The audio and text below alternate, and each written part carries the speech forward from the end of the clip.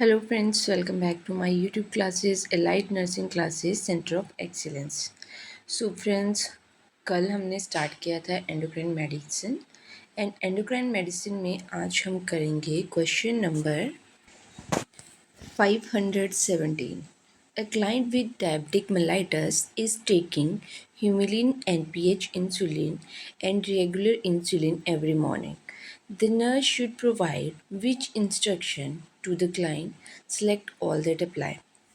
सो हमसे पूछा गया है कि क्लाइंट है, उसको डायबिटिक मेलाइटिस है, वो ह्यूमिलिन एनपीएच इंसुलिन लेता है in the morning and regular insulin लेता है। वो ह्यूमिलिन एनपीएच इंसुलिन लेता है एंड रेगुलर इंसुलिन मॉर्निंग में लेता है।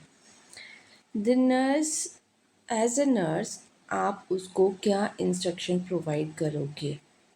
Select all that apply. अब हमें स्टेटमेंट्स दी गई हैं, इन स्टेटमेंट से हमने बताना है कि हमने पेशेंट को क्या इंस्ट्रक्शन देनी है when patient is taking Humulin NPH insulin and regular insulin every morning, right.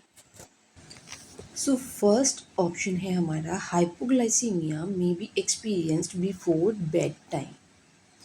So patient NPH insulin ले रहा है and regular insulin in the morning and ये हमें स्टेटमेंट दे रहे हैं कि हाइपोग्लाइसीमिया का पर्सन एक्सपीरियंस करेगा बिफोर डिनर टाइम। सो मैंने आपको प्रीवियस क्लासेस में बताया था कि onset of insulin, right. So regular insulin की बात की थी, अब मैं बात करती हूँ ह्यूमिलिन एनपीएच इंसुलिन की, right.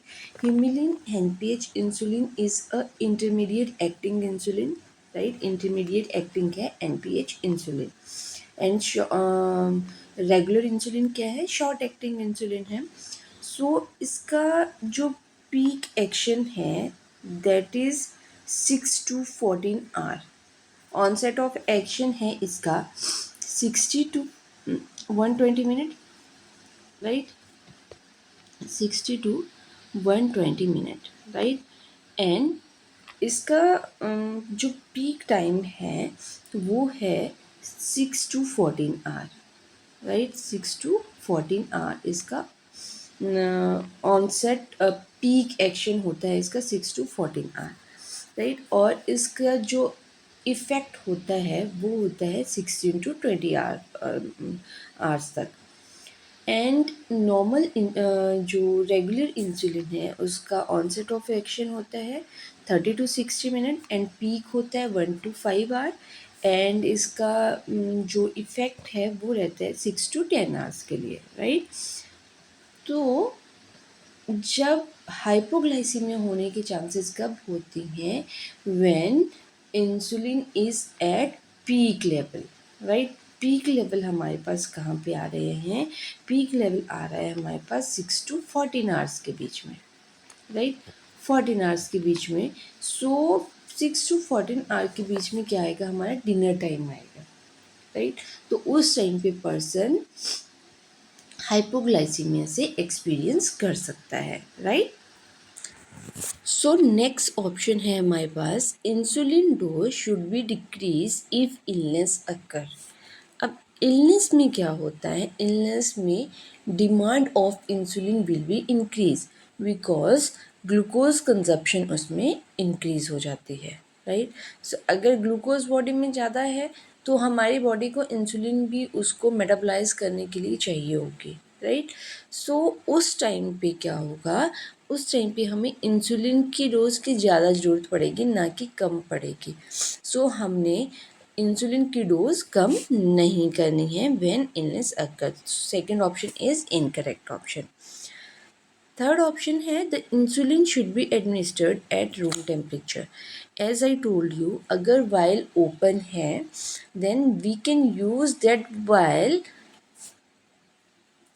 Eight room temperature, right. अगर अनओपन्ड है देन उसको हमने रेफ्रिजरेटर में रखना है, राइट, जब तक उसकी एक्सपायरी डेट नहीं होती है। एंड अगर ओपन है देन उसको हम रूम टेम्परेचर पे रख सकते हैं एंड विद इन 1 मंथ हमने उसको यूज़ करना होता है, right. The insulin vial need to be shaken vigorously to break up the precipitates. So vigorously हमने शेक नहीं करना है इंसुलिन को, right. So fourth option is also incorrect option. And fifth option है हमारे पास, the NPH insulin should be drawn into the syringe first than the regular insulin. So मैंने प्रीवियस क्लास में आपको बताया था कि शॉर्टेस्ट एक्टिंग हमने सबसे पहले मेडिसिन लेनी है, शॉर्टेस्ट एक्टिंग इंसुलिन हमने पहले लेनी है। तो सबसे पहले हम ड्रॉन करेंगे regular insulin, then we will drawn NPH insulin. So fifth option is also incorrect. सो हमारे पास करेक्ट ऑप्शन कौन सा है? Option number 1, hypoglycemia may experience before dinner time. And option number 3, the insulin should be administered at room temperature. और illness में हमने dose को decrease नहीं करना है, बिकॉज इलनेस में इंसुलिन की डिमांड और ज़्यादा इंक्रीज हो जाती है। विग्रसली हमने शेकन नहीं करना है इंसुलिन वायल को, एंड सबसे पहले हमने रेगुलर इंसुलिन को ड्रॉन करना है एंड देन एनपीएच इंसुलिन को, right. So next question is question number 518. The home health care nurse is visiting client who was recently diagnosed with type 2 diabetic mellitus. The client is prescribed Ripaglide and metformin. The nurse should provide which instruction to the client? Select all that apply. अब हमसे पूछा गया है कि client ने visit किया है, nurse ने विज़िट किया है, होम विज़िट किया है, एंड उसने एक पेशेंट को उसने विज़िट किया जो रिसेंटली डायग्नोज है type 2 diabetic mellitus. So client को प्रिस्क्राइब की गई है repaglin and metformin. So nurse ने क्या इंस्ट्रक्शन प्रोवाइड करनी है इस क्लाइंट को? Select all that apply, right. So first option है डायरिया में occur secondary to metformin. So side effect है, diarrhoea is a side effect of the metformin. So ये हमारे पास करेक्ट ऑप्शन है कि डायरिया हो सकता है with the use of metformin, right. तो मोस्ट कॉमन साइड इफ़ेक्ट है मेटफॉर्मिन का diarrhoea. So first is the correct option.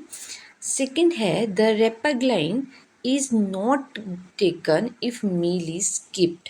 So repaglin क्या है? Repaglin is a rapid acting oral hypoglycaemic medicine है, राइट। रैपिड एक्टिंग मेडिसिन है और ये stimulate करती है पैनक्रियाटिक इंसुलिन सिक्रीशंस को, राइट। इंसुलिन को, पैनक्रियाटिक इंसुलिन सिक्रीशन को ये स्टिमुलेट करती है। सो इसको हम इसलिए क्या करते हैं, बिफोर मील हम इसको देते हैं पेशेंट को, approximately 30 minute before the meal, right. And अगर पर्सन ने मील स्किप की है देन हम विदहोल्ड करेंगे मेडिसिन को, राइट। सो क्वेश्चन हमें क्या बताया, ऑप्शन में हमें क्या बताया था है, the repaglin is not given if a meal is skipped. Yes, इन्होंने ठीक बोला है कि अगर पेशेंट ने मील स्किप की है देन हम उसको ये मेडिसिन नहीं देंगे, बिकॉज ये शॉर्ट एक्टिंग मेडिसिन है एंड ये स्टिमुलेट करती है पैनक्रियाटिक इंसुलिन सिक्रीशन को। तो पर्सन ने अगर मील नहीं लिया है देन अगर हम पेशेंट को रेपाग्लाइन देते हैं देन उसकी वजह से पेशेंट को हाइपोग्लाइसीमिया हो सकता है। Then we will skip the medicine. अगर मील स्किप की है then we will withhold the medicine. Next is the repaglin is taken 30 minute before eating. Yes, जो मैंने आपको बता दिया कि बिफोर मील से हमने पहले इसको लेना है। A simple sugar food item is carried and used to treat mild hypoglycemia episode. Yes, simple because जो रेपाग्लाइन है ये कॉज करती है हाइपोग्लाइसीमिया। सो हमने पेशेंट को टीच करना है कि आपने हमेशा अपने पास एक शुगर कैंडी रखनी है सो दैट अगर आपको समटाइम ऐसे लगता है कि हाइपोग्लाइसीमिया एपिसोड हो रहा है then you can take it, right? So fourth is also correct option. Fifth one is muscle pain is an expected effect of metformin and may be treated with acetaminophen. So muscle pain is expected outcome. सो ये हो सकता है with the use of metformin, but इसके लिए हमने acetaminophen use नहीं करनी है। इसके लिए हमने हेल्थ केयर प्रोवाइडर को इन्फॉर्म करना है, राइट? बिकॉज ये कोई और सीरियस कॉम्प्लिकेशन शो करता है, right? So next is metformin increase hepatic glucose production to prevent hypoglycemia associated with repaglin. So ये बोल रहे हैं कि मेटफॉर्मिन इंक्रीज करता है हिपैटिक ग्लूकोज प्रोडक्शन को to prevent hypoglycaemia associated with repaglin. So metformin combination में देते हैं हम, रेपाग्लाइन के कॉम्बिनेशन में देते हैं, बट ये क्या करता है, ये डिक्रीज करता है हिपैटिक ग्लूकोज प्रोडक्शन को, ना कि इंक्रीज करता है। So six option is also incorrect. सो हमारे करेक्ट ऑप्शन है option number 1, 2, 3 and 4, right? So next question की तरफ चलती हैं। नेक्स्ट क्वेश्चन है हमारा question number 519। The nurse is teaching the client about his prescribed prednisone. Which statement, if made by the client, indicate that further teaching is necessary? So nurse teach कर रही है client को regarding प्रीडेनिजोन। सो कौन सी statement अगर patient देता है जो indicate करती है फर्दर टीचिंग को, राइट? सो हमने उसकी स्टेटमेंट को करेक्ट करना है। First one is I can take the aspirin or my antihistamine if I need it. सबसे पहले prednisone, what is action of prednisone? Prednisone is an steroid, right? So aspirin होगी या other over the counter medication होगी, वो patient को हमने बोला है कि आपने नहीं लेना है जब तक आप हेल्थ केयर प्रोवाइडर को कंसल्ट नहीं करते। तो पेशेंट जब फर्स्ट स्टेटमेंट ही हमें दे रहा है कि मैंने एस्पिरिन लेनी है और एंटीहिस्टामिन्स लेनी है, राइट? तो यहाँ पे ही हमने पेशेंट को करेक्ट करना है, राइट? सो ये इनकरेक्ट स्टेटमेंट है एंड यहाँ पे हमने पेशेंट को करेक्ट करना है। Second one is I need to take the medication every day at the same time. Very good.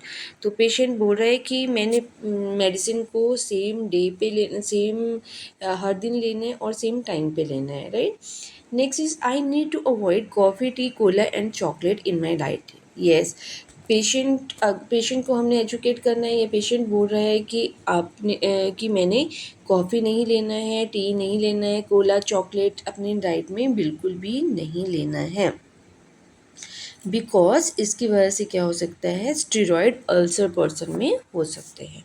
So third option is also correct. And if I gain 5 pounds और more a week I will call my doctor. Yes, कि अगर इससे mild weight gain होगा, अगर more than 5 pound person का weight increase हुआ है, then हमने पेशेंट को बोलना है कि आपने डॉक्टर को इन्फॉर्म करना है, right? So our correct option is option number 1। So चलते हैं नेक्स्ट क्वेश्चन की तरफ। नेक्स्ट क्वेश्चन है हमारा question number 520। A client with hyperthyroidism has been given methimazole. Which nursing consideration are associated with this medication? Select all that apply. अब इसमें हमसे पूछा गया है कि क्लाइंट को हाइपरथायरॉयडिज्म है, patient is suffering from hyperthyroidism and methimazole is given to the patient. So कौन सी कंसिड्रेशन एसोसिएट है इस मेडिकेशन से, राइट? So select all that apply. So ये भी हमने स्टेटमेंट्स देख के बताना है कि कौन सी स्टेटमेंट इससे रिलेटेड हैं, मिथिमाजोल से रिलेटेड हैं, right? So first option is administer methimazole with food. So common side effect क्या है मिथिमाजोल का? Nausea, vomiting and diarrhoea. So इस साइड इफ़ेक्ट को मिनिमाइज़ करने के लिए मेडिकेशन को हमने फूड के साथ लेना है, बिकॉज़ ये मेडिकेशन क्या करती है, मेटाबॉलिज्म को इंक्रीज़ करती है, राइट। मेटाबॉलिज्म इंक्रीज़ करती है बिकॉज़ हाइपरथायरॉयडिज्म में देते हैं, हाइपरथायरॉयडिज्म में क्या है, मेटाबॉलिज्म इंक्रीज़ होता है।